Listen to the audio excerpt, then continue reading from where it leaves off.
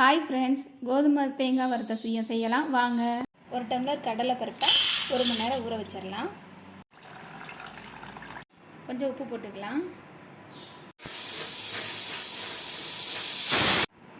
கடலை பருப்பு ஆறிடுச்சு. இப்போ நம்ம மிக்ஸி ஜாரில் ஒரு பல்ஸ் பண்ணி எடுத்துக்கலாம்.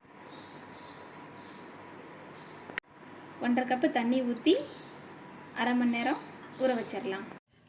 2 கப்பு கோதுமை மாவு, 1/2 கப்பு அரிசி மாவு, தேவையான அளவு உப்பு, ஒரு சிட்டிக்கு ஆப்ப சோடா போட்டு அரை மணி நேரம் ஆயிடுச்சு. இப்போ நம்ம தேங்காயை உடைச்சி திருவி எடுத்துக்கலாம். தேங்காய் ஒரு முடி திருவிக்கலாம்.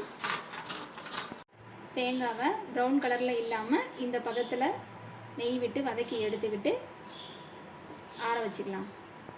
இப்போ அதே கடாயில் 1/2 டம்ளருக்கு கம்மியாக தண்ணி ஊற்றிக்கிட்டு சர்க்கரை 1 டம்ளர் போட்டுக்கலாம். லைட்டாக 1 ஸ்பூன் நெய் போட்டுக்கலாம். இந்த பதம் போதும். இதை எடுத்து அப்படியே ஒரு தட்டில் கொட்டி ஆற வச்சுக்கலாம் ஒரு 5 நிமிஷம். ரெடியான கடலை பருப்பில் ஒரு பிஞ்சு உப்பும் ஒரு பொடி ஏலக்காவும் போட்டு பிரட்டி வச்சுக்கலாம்.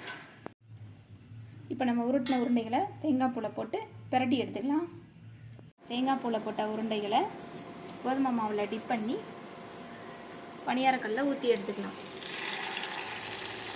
அதுக்கு மேலே தேங்காய் பூ மேலே போட்டுக்கலாம். அதுக்கு மேலே தேங்காய் பூவை திருவி போட்டுக்கலாம். திருப்பி விட்டுக்கலாம். இப்போ வெந்துருச்சு, எடுத்துக்கலாம்.